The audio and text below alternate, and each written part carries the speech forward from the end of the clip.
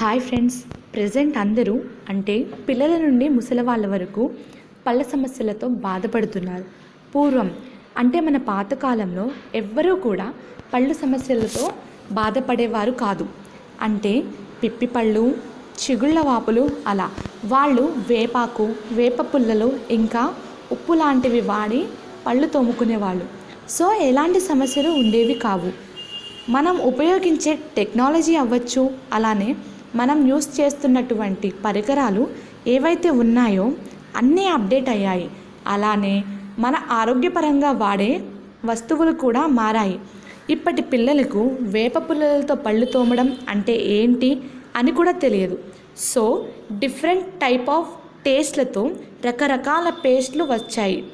దానికి రిజల్ట్ చిన్న వయసులోనే పళ్ళు పుచ్చిపోవడం, రూట్ కెనాల్ ట్రీట్మెంట్ అందరికీ సర్వసాధారణం అయిపోయింది. ప్రస్తుతం మనం వాడే వస్తువులు ప్రతి దానిలో కల్తీ ఉంటుంది. కానీ ప్రకృతి ఒక్కటే మనకి కల్తీ లేని వస్తువులను ఇస్తుంది.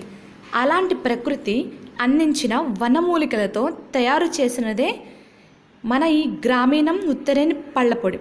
గ్రామీణం ఉత్తరేణి పళ్ళపొడి వాడడం వలన చిగుళ్ళ వాపులు, పళ్ళు గారపట్టిన, పిప్పి పళ్ళు ఉన్నవారికి, పళ్ళు పసుపుగా ఉన్నవారికి చాలా బాగా ఉపయోగపడుతుంది.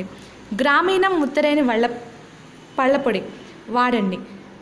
మళ్ళీ పళ్ళ సమస్యలతో డెంటల్ హాస్పిటల్ వెళ్లకుండా చేసుకోండి.